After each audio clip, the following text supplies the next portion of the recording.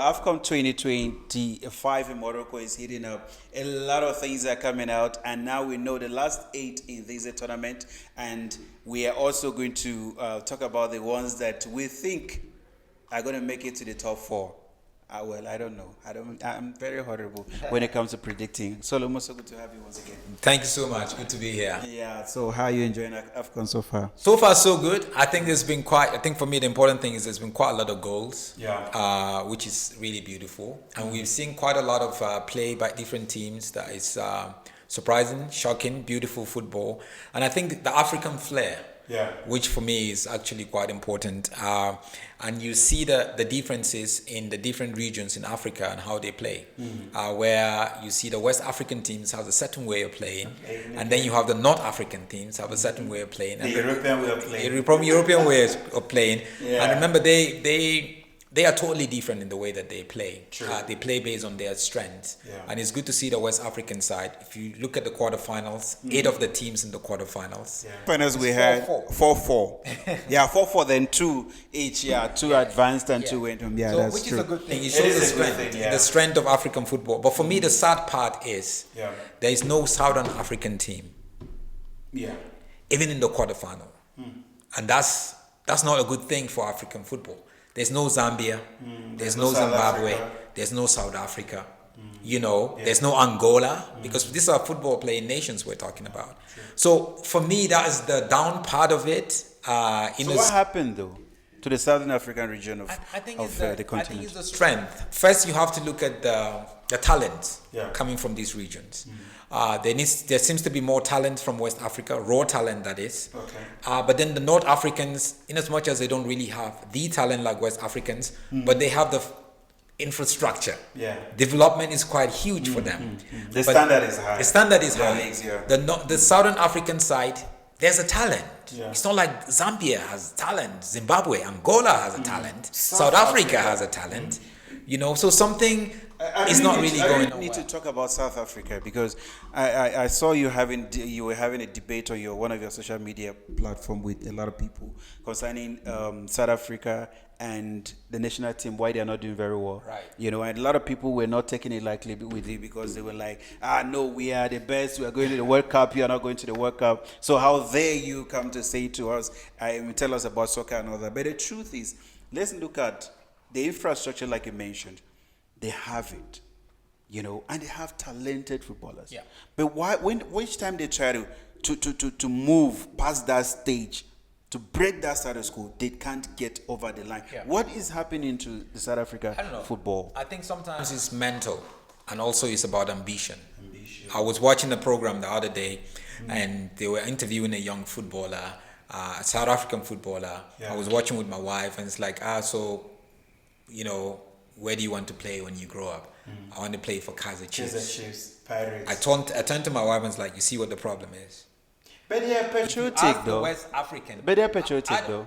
But you want to play at the very top. And the very top is not, forget about patriotism. When you go and play at the very top, then you can come and play for your country. That's patriotism. Let's look at it. And somebody will argue with you, will say that if you look at the likes of the English national team, they have their players who are playing in their local league. If you look at Spanish league, all the players are aspiring to play for their teams like Real Madrid, Barcelona, they want to play there. And you come to England, Manchester United, your Liverpool, English players want to play there. So they are doing the right thing by trying to or aspiring to play for the Kaizer Chiefs and Pirates. But it's not the same. It's not the same. It is the same. That is elite. No, I'm just Spain. For the sake of the argument. Yes. Spain is elite. So I will tell you Spain is elite. Yeah. England is elite. France is elite. Yeah. So why don't you go there, become an elite, and transfer the knowledge here? Then we can now build up. Then we can now try to get to their level. So your conversation is that the fact that they are not going out to gain the experience is why they are not going over the line. Okay. From the players, and I think also to the administrative side of it. Go and look at Saudi Arabia is doing it now. Yeah. They went and scouted Europe. Hey, this is how you guys are doing it. Oh, okay. We're gonna be, and watch how in 5 years, the Saudi league it's going to be totally different. But to give it to South Africa, though, they allowed a lot of foreign players to come in and play in their league as well. So I believe what the only thing that they should be doing is the local players learning from the players that are coming from outside and having the same mindset. Because when you look at players who are coming from outside in your league, they're coming there to earn a living. That's right. Some is not just about the soccer alone. You know, they had that fixed mindset that I want to make it. You know, and in order for you to earn a living, you must be able to do the job properly. That's right. You know, so I think they need to also learn from those, because it is actually sad that we don't have any Southern African team in the the last 8 of the continental competition. It was disturbing.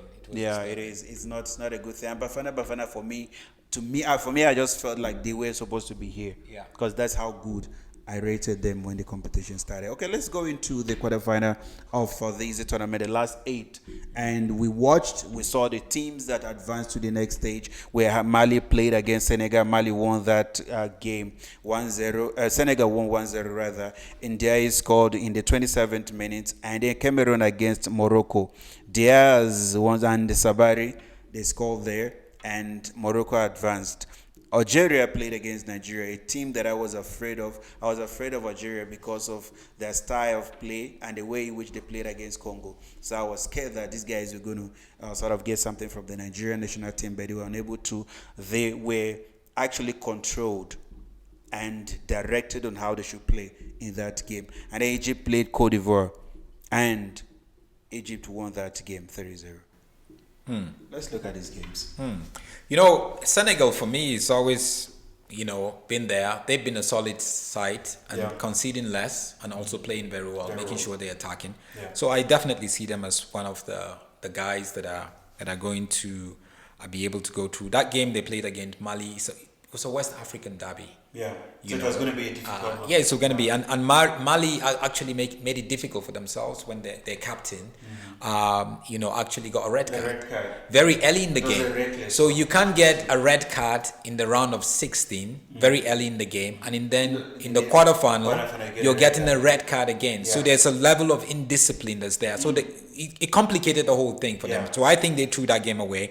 And Cameroon against Morocco. Cameroon, I think, they rebuilding, new team. I didn't expect them to go past Morocco, to be honest with you. Yeah. But I expected them to really give Morocco a really good run for their money. Yeah. But Morocco played according to their strength. Diaz there getting his 5th goal of the He's actually the only player with a 100% record in the tournament. Yes, 100% record. First player. 5 games goals in a row. 5 games. Yeah. So there's that home advantage, and Cameroon, they were neutralized. They couldn't really. I'm not sure they even had 4 shots on target. So definitely it's a game that. So do you looking at this game, Morocco and Cameroon, taking you back to South Africa? Do you think South Africa, Bafana would have done better than the way Cameroon played against Morocco? No.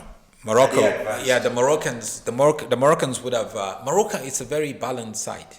I'm not doubting that. I believe as a host nation, and they are very good, everyone will be tipping them to win every game. But I'm saying, had it been South Africa defeated Cameroon, were they going to give us a better performance than what we saw Cameroon played against Morocco? Maybe slightly, because South Africans have a very good, culture of ball possession. Yeah. So that might just be okay for them, and they have a strong midfield. Yeah. So that sort of distribution, I didn't see Cameroon really doing it. They try to use the wing a lot and all that. So it would have probably been a different sort of like experience and different sort of like football that we saw against Cameroon. But at the same time, I feel Morocco would have advanced. Yeah, I mean they are highly sophisticated, so I wouldn't expect anything less from them. And at the game that I was afraid of, Nigeria against Algeria. Going into that game, and like I said, I was very scared of the fact that Algeria, the way in which they're playing, Mahrez, in 2019, we played against them, and we all saw what he did. And then going into this game, I mean, something in me was saying that Nigeria is not going to be able to find this game easy. And as a Nigerian and a journalist, obviously, I have to be objective. But as a Nigerian, I would kiss my badge. Right? Yeah, that is patriotism right there. But on the flip side, for me, the talking point for me was not even the progression of Nigeria, but just how Nigeria dismantled Algeria. Yes. Algeria, for me, was a big disappointment. I want to watch two teams that would compete against each other. You know, that's what I watch football for. I don't want you to be run over. And unfortunately, the physicality of the Nigerians, you know, the agility of the Nigerians, the pace of the Nigerians was too much for the Algerians. Their coach was very objective in his analysis of it. What happened? Well, Nigeria played better. Nigeria ran us. Talk about just the physicality. You might be taking away too much from these guys. These guys, they were in charge of the game. You can see the ball sense from the Nigerian players. So it's not just about the combination of everything. Yes. The physicality is there. You know. Once mentally you get it. Yeah. Your body and the way you play is going to be different. And you could see that these guys mentally, they're prepared to go to war. Yeah. They're prepared to fight. They're prepared to beat the Algerians. Yeah. Nigeria hasn't beat Algeria in the last, 3-4 times they've met. Yeah. So this is the first victory they're getting over Algeria in equal enough. I think since 2016. They wanted that was the play of the tournament. Yeah. That was the way an African team should play the game. A whole lot of conversation in Africa, in Europe. Everybody was asking. So this is a team that's not going to go to the World Cup. To the World Cup, is that not going to go? What do you mean? I like what you said. Also, I'm following you, by the way. So I go through some of your stuff, and when you say that you're not going to be biased if Nigeria did not play very well, they did not deserve to be in the World Cup. You know, which is the truth. Yeah. A lot of people are saying they are playing very well now, but the truth of the matter is they failed to qualify for the World Cup. And there's nothing anyone can do about it. It's consistency. You know, you have to move from a place where we just support national teams or club sides to appreciate football. We need to be football fans. Despite the fact that there's a team or a country that you're not from is playing, you must support good football. Yeah. You know, support good football. And I saw these guys; they exceeded my expectations of them. But going into this tournament, it was just for me like, no. To be sincere with you, the first game I did not watch it. I was like, the people that failed to qualify to the World Cup, how are they going to be able to compete on this continent? And they surprised me because going into this game, winning 5 matches out of 5, the best attack in this game, and they're not just like you're saying, they're dismantling people. They're humiliating teams. Yes. You know, winning every match that they are winning so far. And this game against Algeria, for me, there's one player that we're not talking about in this tournament. We know the likes of Akol, Osimhen, Lookman. They are the star players they are the stars of this national team. But when you look at Iwobi turned to JJ Okocha in this tournament. Yes, he's just like his uncle. To become his uncle. Iwobi's strength is his vision, and then his almost accurate passes. Yeah, true. So he knows who he is, and he sticks to it. So he sees a pass when nobody is seeing the pass. Yeah.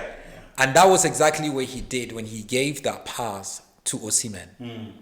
And it was like with the sole of his, with the lace of his boots. Yeah. You know, and he saw it.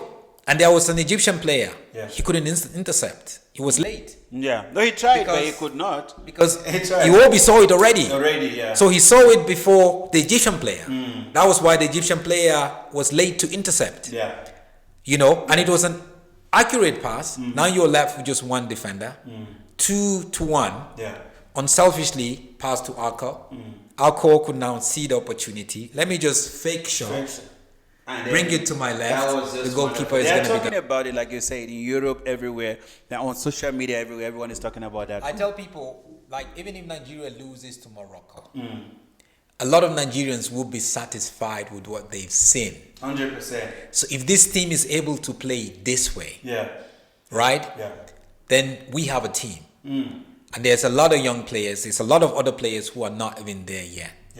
Right, so it shows that we have a great team. There's so much that we can take from this team, and the way in which they are playing, and the players that are playing. With some of them going into this game, I doubt if anyone had envisioned any of these players to play the way in which they're playing. Look at Osayi. From the right back. Look at Bruno. When I watch Osayi, I think he was one of the unsung heroes in that quarterfinal. How he runs with the ball. Look at forward. the pass. and coming back to defend. Yeah. You know, you're like, oh wow, there's something inside of him. So there's a lot of self-motivation. After Algeria beat Congo. And one of the Algerian players was making fun of the Lumumba type posture. Yeah. A lot of football fans were like, Nigeria, we're behind you. We don't. We wouldn't normally support you. Yeah. But this one, we're supporting you. Go ahead. Just go and do it for Africa. Do it for Lumumba. True. You know, and it was great to see that it's gone just outside of the pitch.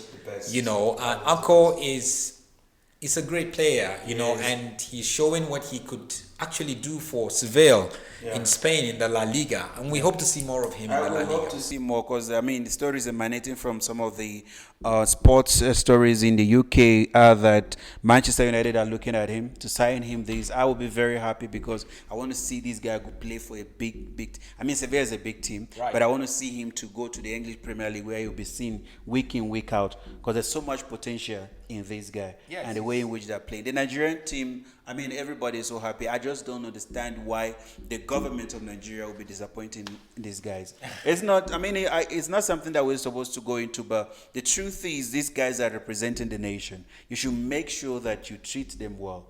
It's one of the reasons why you see some of the players don't want to come back and play. We have a lot of talent. It's a clear-cut,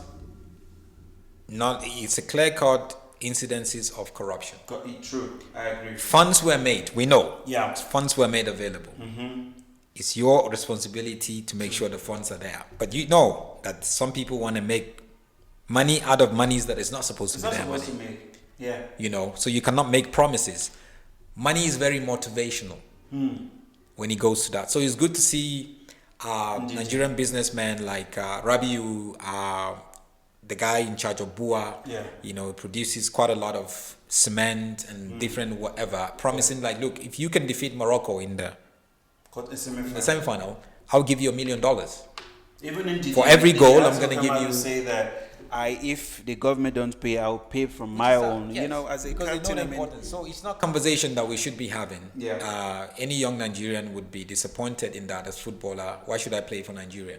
You know, but still, you want to play for Nigeria because it's Nigeria. You see, it takes me back to what you said earlier. I see why you see the South African national team's mindset is different, right? Because they're way taken care of locally and also on the national team level. They're being taken care of. So there's no player who is looking at, I want to see greener pasture outside. But you look, coming from Nigeria, where majority of the players that are coming out, football is just a way of them escaping poverty, really. So they want to go out there and play. When they want to go, when you go to Nigeria, the football clubs, the highest paid Nigerian footballer in the Nigerian league. We can't even mention it because the highest paid so sad. Is not earning as much as the lowest paid football player with Sundowns Football Club in South Africa. So you see the disparity between these two nations. That's why you see most of the guys that are coming from West Africa, their mindset is to go to Europe, make money, and make name for themselves. Because even if you are playing there, like you said, the issue of corruption is so rife to a point where when you are in Nigeria playing, before they will recognize you, you know you must have money to pay people. You know, that's why the money that is being allocated for these guys is being taken care of. Somebody is saying that, no, you need to give me $1,000 before I can release this, you know. So that's that. Let's look at the next match in the quarterfinal. That was the match between Egypt and Cote d'Ivoire. Humiliating. Egypt finally came to the party. I think this was their best play ever. So some teams, when you go to a tournament like AFCON, they gradually build and get better with every game.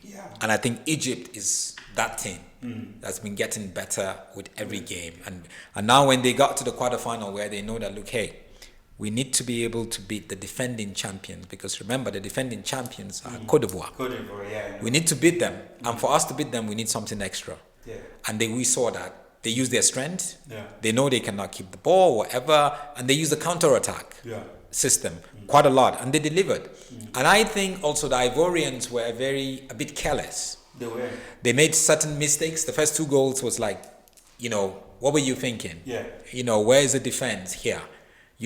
So with that, they had to come from behind, and it's always difficult to chase a team like Egypt from behind. Yeah. How are you going to catch up, and how are you going to win against them? And unfortunately, they couldn't do that. We saw the game ending 3-2 in favor of Egypt. There's something that I also noticed in this tournament to some of the great nations that we have on this continent, the likes of Egypt, Ivory Coast. I think they need to go through a restructuring of the entire footballing team, because since the likes of Yaya Toure, Drogba left Cote d'Ivoire, they've never been the same. Yeah. The Nations Cup that they won against Nigeria, to me, it was just a fluke. That's how I looked at it. Because if you look at them, they're not really the Ivory Coast that we used to know. And you look at the Egyptian side as well, they're not performing the way they should.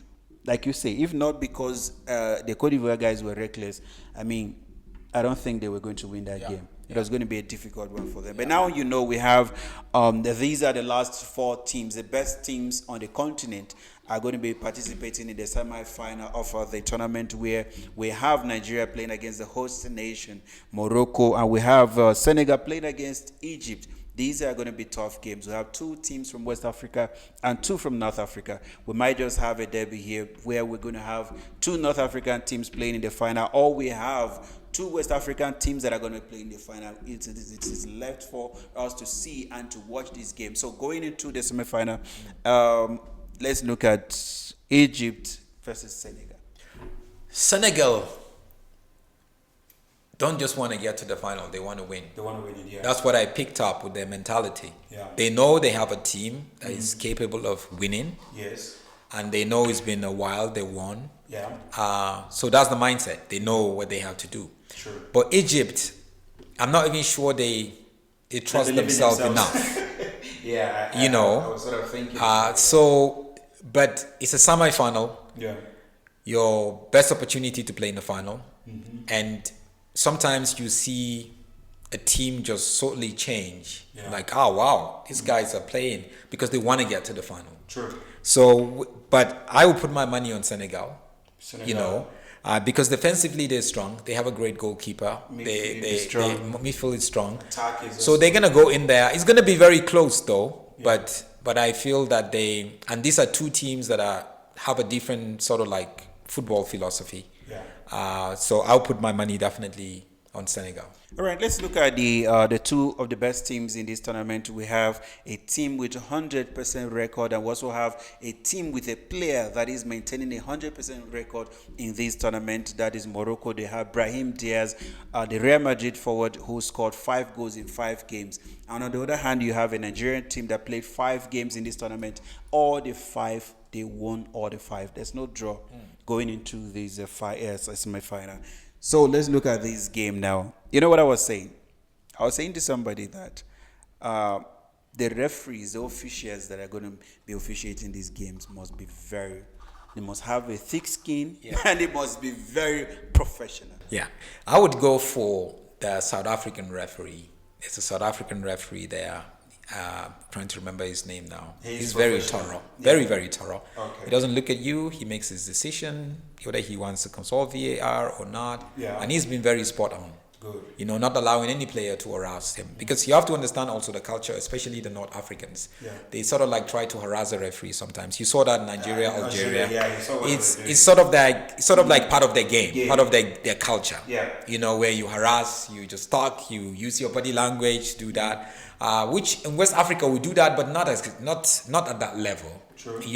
So we need to have a very strong referee, especially first because you have technically the best playing side, Nigeria, playing against the host nation. That is also good. That is also good. Yeah. So you need to make sure you have a referee because remember, a referee is not there to complicate the game. A referee is there to also help us to enjoy the game. From his calls to whatever, he's trying to help us. I kind of like the referee against Algeria. Right? I think he's from Senegal, right? He's The- from it's Senegal. Senegalese. Yeah, I like Yeah. the way in which, despite the fact that the pressure was on him from the Algerian players. Yes, and the Algerians are making a complaint to CAF around him. So we need that. But if you look at, Nigeria and Morocco, pound for pound, you're looking at a team who's trying to make history by getting into the final as a host team, and also winning it for the first time in over 50 years. But you're looking at the Nigerian side, who has gotten to a level where it's like, hey guys, we're actually good. We can win this thing, These guys, they believed if we had to go back and play the World Cup qualifiers, we'll be in the World Cup. Yes. Because, this tournament exposed them Yes. and showed to them that, guys, we can actually do it. I tell people, it's like, Nigeria was in the same group with South Africa. How come they didn't make it? And some South African supporters were like, no, we're best in the group and all that. But you have to remember that South Africa played most of the World Cup games at home. True. Lesotho in the group was playing home and away at home. Zimbabwe was playing home and away in South Africa. Yeah. South Africa is playing home and so 8 games. 8 games. Yeah, I get. That's a solid point. That's a solid point. I get that. Yeah, I get that. So going this game now. What is your take on this game, Nigeria Morocco? I think it could be anybody's game if the Nigerian defense are able to curtail Diaz. This might probably be the only game that Diaz is not going to be able to score. This might be the end of his goal rush. Because if you look at the Nigerian team, it's not just that they are scoring a lot of goals; they also have a solid defense. Yes. Bassi in that defense is just, for me, is the defender. He is. Complete. Yeah, he's the defender. Yeah. At the end if they can really give their best in this game, they could go through. True. But outside of that, if they're able to avoid certain errors defensively, and I hope that Ndidi would be available for that game, because I'm hearing that he's probably not going to be available. Yeah. But there's also Onyeka from the bench. Onyedika, on the bench. He's capable of really coming in to be a disruptor. Yeah. So they have what it takes. The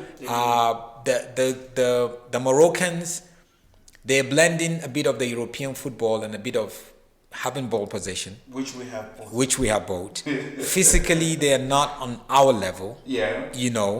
So if we can get that, then we can get it. But it's Morocco. The mentality is, guys, this is the only opportunity in 50 years we got to get to the final. So there's a lot of things at stake here, because Nigeria, like you say, they also they believed in themselves now that we can go all out and win it. And the likes of Osimhen, they want to break records. And the money promised to them as well, which is a lot of money. Yes. So that is also going to be an extra motivation to the players. And the Moroccan, like you say, 50 years, that's a long time to wait for a great nation like Morocco to win this tournament and hosting it at home. Right. They might just fancy their chances. Great host. This AFCON, the organization, the stadium, the broadcasting is just more like, wow, this is like a World Cup. True. I'm not sure you watched the goal that AFCON scored with the pass from Osimhen in the court. I'm telling you, they're talking about it. The high angle shot.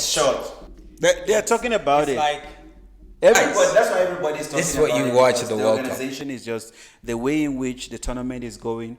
Everything. I don't see there's anybody who's complaining. Even the Nigerian fans who are coming from Europe to come and watch the national team, a lot of them are impressed with what they've seen on ground, and it is just excellent host from that Morocco there. All right, so you went for Senegal, and in Nigeria you say can be anybody's game. 50-50. 50-50. All right. Okay, guys, I'm very terrible when it comes to predicting this game, because sometimes when I say it and then it doesn't come my way and then I get upset, but I see Senegal. I've been tipping them from day one that they're going to win it. And now I have the Nigerian Super Eagles that they made me to fall in love with them again. I was crestfallen with their performances in the World Cup qualifiers, but going into this tournament, I did not give them a chance. However, they have exceeded my expectations, and they are now in the semi-final of the tournament. So I will have to support them. And with what we just, analyzed here, the Nigerian team with the solid defenders, solid midfielders, and the best attack in this tournament, I am going to go with Nigeria to win. All right. All right. Thank you so much for coming on the show once again. And hopefully we'll be here after semi-final Wednesday to talk about the actions that are going to be taking place. Thank you. And to the beautiful viewers out there, I want to say thank you for staying tuned to This is a special edition of AFCON 2025 in Morocco. We'll be coming your way again with a lot of actions that are going to be taking place on Wednesday. We'll analyze the semifinals, the actions, and if there's any mistake from the officiating, we're going to talk about it. And if there's also some interesting actions that are going to come in from the fans there in Morocco, we're still going to be talking about. We're here to analyze every mistake, analyze every opportunity used, and also give you all the results that are coming your way. Until we come your way again, stay tuned.